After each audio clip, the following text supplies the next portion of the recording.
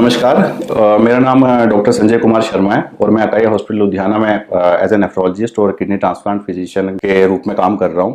और आज का जो डिस्कशन है वो एडिमा के ऊपर है, जिसको हम प्रिसाइजली बोल रहे हैं, आम लैंग्वेज में सूजन बोलते हैं। और एडिमा से यहाँ पे हमारा मतलब होगा पेरिफेरल एडिमा या जनरलाइज्ड एडिमा। तो आज की टॉक के जो ऑब्जेक्टिव हैं वो ये समझना है कि भाई एडिमा कैसे डेवलप होता है, इसका क्या क्या रीज़न होते हैं और इसकी इवैल्यूएशन और मैनेजमेंट कैसे की जाती है या कैसे की जा सकती है। तो एडिमा का जो पैथोजेनेसिस है समझने के लिए सबसे पहले फ्लूइड बैलेंस जो बॉडी में उसको समझना ज़रूरी है। तो ह्यूमन बॉडी का अराउंड 60% इन मेल्स और 50% इन फीमेल्स जो है वो वाटर है। 2/3 जो है वो इंट्रासेलुलर स्पेस में है और उसका 1/3 जो है वो एक्स्ट्रा सेलुलर स्पेस में है। और उसमें से अराउंड 25% इंट्रावेस्कुलर है और जो बाकी है वो इंटरस्टिशियल फ्लूइड होता है। तो ये पूरा जो फ्लूइड बैलेंस है उसको मेंटेन करने में बहुत सारे जो प्रेशर्स हैं या फोर्सेस है वो काम करती है। उसमें जो सबसे इंपॉर्टेंट है वो है capillary hydrostatic pressure and oncotic pressure, जो कि क्लासिकली स्टर्लिंग ने डिस्क्राइब किया था। और उसके अलावा दो जो अदर फैक्टर है वो है vessel wall permeability and lymphatic drainage. और इन सब को जो एक बहुत ही इंपॉर्टेंट सिस्टम है जो कंट्रोल करता है वो है रेनिन एंजियोटेंसिन एल्डोस्टेरोन सिस्टम। तो अगर इसमें इस डेलिकेट फ्लूइड बैलेंस में से कुछ भी ऐसा गड़बड़ हो, जैसे कि या तो कैपिलरीज से जो एक्स्ट्रा वाटर है वो इंटरस्टिशियल स्पेस में आ जाए, या जो फ्लूइड ऑलरेडी इंटरस्टिशियल स्पेस में है वो लिम्फेटिक्स के थ्रू एब्जॉर्ब होकर वापस ना आ जाए, तो उस कंडीशन में जो इंटरस्टिशियल स्पेस है उसमें एक्स्ट्रा फ्लूइड एकोमुलेट हो जाएगा, जिसको कि हम एडिमा का नाम लेते हैं। और एडिमा जो है वो लोकलाइज्ड हो सकता है या फिर जनरलाइज्ड हो सकता है। तो लोकलाइज्ड एडिमा जैसे कि फॉर एग्जांपल इंसेक्ट बाइट के केस में होता है, लोकलाइज्ड एडिमा हो जाता है। और जनरलाइज्ड केस का जो क्लासिकल एग्जांपल है नेफ्रोटिक सिंड्रोम में होता है, जिसको हम जनरलाइज्ड एनएसआर का भी कहते हैं। तो नॉर्मली क्या होता है कि अराउंड 10 to 15% ऑफ जो इंटरस्टिशियल जो body 10% of body weight increase होगा तभी जो है एडिमा वो विजिबल होता है। और ये कम से कम 2.5 to 3 litre of interstitial fluid होता है। तो उसके बाद ये है कि क्या क्या इटियोलॉजी, कैसे कैसे किन किन कंडीशन में एडिमा हो सकता है। तो उसमें ये होता है कि अगर इंक्रीज कैपिलरी हाइड्रोस्टेटिक प्रेशर होगा तो उसमें जैसे कि क्या हम लोग कह सकते हैं कि जैसे लोकलाइज्ड दिस कैपिलरी हाइपरटेंशन होगा उसमें। तो उसमें क्या हो सकता है कि जैसे डीवीटी हो सकता है, क्या कहते हैं कंपार्टमेंट सिंड्रोम हो सकता है, और क्रोनिक वीनस इंसुफिशियंसी हो सकती है। उसके अलावा जैसे increased this capillary hydrostatic pressure होगा क्रॉनिकली, तो ये जैसे लिवर फेलियर, हार्ट फेलियर और किडनी फेलियर में हो सकता है। उसके अलावा जैसे एक्सेस फ्लूइड बॉडी में ओवरऑल होगा तो लिवर फेलियर और दिस हार्ट फेलियर और किडनी फेलियर के केस में ऐसा हो सकता है। उसके अलावा जो दूसरा वो है कि डिक्रीज्ड ऑन्कोटिक प्रेशर होगा, लाइक कि इंट्रावेस्कुलर स्पेस में जो है वो प्रोटीन ही कम हो जाएगा। तो इस कंडीशन में हो सकता है कि जैसे कि प्रोटीन ही कम बने, वो ऐसे हो सकता है कि अगर माल न्यूट्रिशन हो या माल एब्जॉर्प्शन हो या फिर लिवर डिजीजेज हो उसमें ऐसा हो सकता है। उसके अलावा जो अदर सिस्टमिक कंडीशंस है जैसे लिम्फेटिक सिस्टम का एबनॉर्मलिटी हो, लाइक कोई मैलिग्नेंसी रेडिएशन वगैरह होती है या लिम्फेटिक ओब्स्ट्रक्शन हो जाए या कोई लिम्फेडेनोपैथी की वजह से लिम्फेटिक ओब्स्ट्रक्शन हो, तो उस केस में भी एडिमा हो सकता है। उसके अलावा मिक्स्ड एडिमा जो एक सीवियर फॉर्म ऑफ हाइपोथायराइडिज्म है, उसमें भी एडिमा हो सकता है।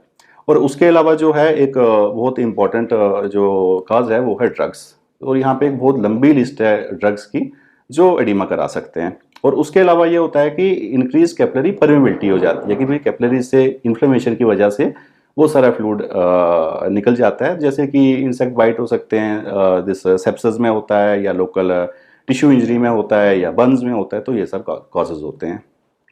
तो इसके बाद हम आते हैं कि जो एक पेशेंट हमारे पास प्रेजेंट करेगा तो इसको इवेलुएट कैसे किया जाए एडिमा के पेशेंट को। तो सबसे इंपॉर्टेंट एज यूजुअल जो है ट्रेडिशनल टीचिंग वो यहाँ पे भी अप्लाई होती है कि हमेशा हिस्ट्री और फिजिकल एग्जामिनेशन से स्टार्ट होगा। तो हिस्ट्री में सबसे इंपॉर्टेंट चीज़, और हिस्ट्री और फिजिकल एग्जामिनेशन इतने इंपॉर्टेंट क्यों है कि there is so wide variety of differential diagnosis की प्रॉपर डिफरेंशियल डायग्नोसिस की लिस्ट बनाना, और वो भी ऑर्डर के अकॉर्डिंग कि मोस्ट प्रोबेबल सबसे पहले उसके बाद लिस्ट प्रोबेबल। तो वो तभी बन पाएगी जब हमारे पास प्रॉपर हिस्ट्री और एग्जामिनेशन होगा। तो हिस्ट्री में हमें क्या नोट करना होता है कि ड्यूरेशन ऑफ एडिमा कब से हुआ है, एक्यूट है यानी कि विद इन 72 आवर्स है या 72 आवर्स से ज़्यादा का ड्यूरेशन है। अच्छा, फिर दूसरी चीज़ हमें ये उसमें देखनी होती है कि यूनिलेटरल है बाइलेटरल है, मतलब एक ही लिम्ब में या दोनों लिम्ब में, पिटिंग है कि नॉन पिटिंग है। अच्छा, उसके अलावा कि डिपेंडेंट है या नॉन डिपेंडेंट एडिमा है। और उसके अलावा कोई ड्रग की हिस्ट्री तो नहीं है, कोई मेडिकेशन की हिस्ट्री तो नहीं है, कोई क्रॉनिक डिजीज़ की हिस्ट्री तो नहीं है। तो ये सब चीज़ें इंपॉर्टेंट है हिस्ट्री में। और उसके अलावा फिर फिजिकल एग्जामिनेशन। तो फिजिकल एग्जामिनेशन की इसमें बहुत ज़्यादा वैल्यू है एडिमा में एवेलुएट करने के लिए, क्योंकि सबसे पहले हमें जो सिस्टमिक डिजीजेज हैं उनको रूल आउट करना है कि कोई सिस्टमिक डिजीज तो नहीं है, जैसे कि heart failure, liver failure and renal failure, या कह लो कि मिक्सडीमा, हाइपोथायराइडिज्म, वैसा तो नहीं है। तो उसके लिए फिजिकल एग्जामिनेशन की बहुत सारी वैल्यू है। एक बार जब हमने हिस्ट्री और फिजिकल एग्जामिनेशन कर लिया तो उसके बाद हमारे पास एक लिस्ट बन जाएगी differential diagnosis in the decreasing order of probability.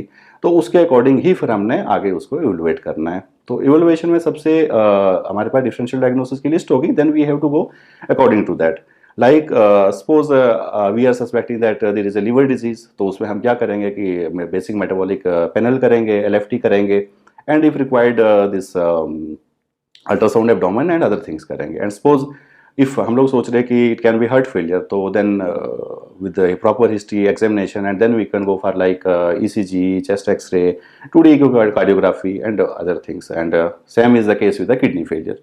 तो इस वी आर सस्पेक्टिंग कि किडनी फेलियर हो सकता है, तो उस कंडीशन में we can start with the basic urine routine and microscopy, then renal function test, other metabolic panel, and then we can carry on to ultrasound to see the size of kidney, and depending upon the clinical situation and clinical clues हम लोग move कर सकते हैं। और वैसे ही hypothyroidism में thyroid function test और बाकी चीज़ें हम लोग देख सकते हैं। उसके बाद फिर बात आती है कि भाई मैनेज कैसे किया जाए। तो management is quite big topic जिस पे बहुत ज़्यादा डिस्कशन हो सकती है, और अगर इतने कम टाइम में ख़त्म करना हो तो मैनेजमेंट जो पार्ट है उसके साथ तो जस्टिस नहीं होगा। लेकिन फिर भी शॉर्ट में ये बोलें कि मैनेजमेंट पॉइंट ऑफ व्यू से, और मैनेजमेंट डिपेंड करेगी कि अंडरलाइंग कॉज क्या है, एडिमा का क्या कॉज है, क्योंकि there is so wide variety of differential diagnosis. और अगर हम एक डायग्नोसिस पे 0 ऑन किए तो this management will be according to that.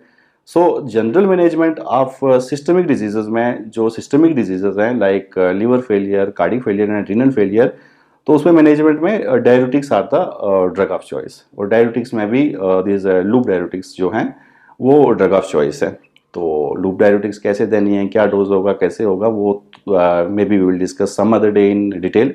और उसके अलावा जो हो सकता है we can add the distal diuretics, aldosterone antagonism, potassium channel blocking agents, वो सब हम लोग ऐड कर सकते हैं।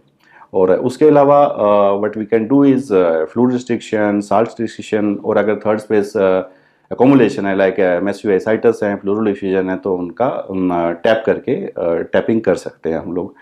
और इसके अलावा जो बाकी चीज़ें हैं कि अगर पेशेंट को रिफ्रैक्टरी वॉल्यूम ओवरलोड है, not responding to medicine, then we can definitely go for this haemodialysis and other modalities. उसमें एक बात ध्यान रखने वाली बात है कि मोस्ट ऑफ द जो कंडीशंस हैं एडिमा की, जनरलाइज्ड एडिमा की, they are mostly non life threatening except acute pulmonary oedema which is a life threatening condition. तो अगर मोस्टली एडिमा का पेशेंट प्रेजेंट करता है हमारे साथ, तो we can take time and plan a proper management, but not in case of acute pulmonary oedema which is a medical emergency. तो that's all. I hope बहुत सारी चीज़ें क्लियर हुई हैं एडिमा के बारे में। Thank you.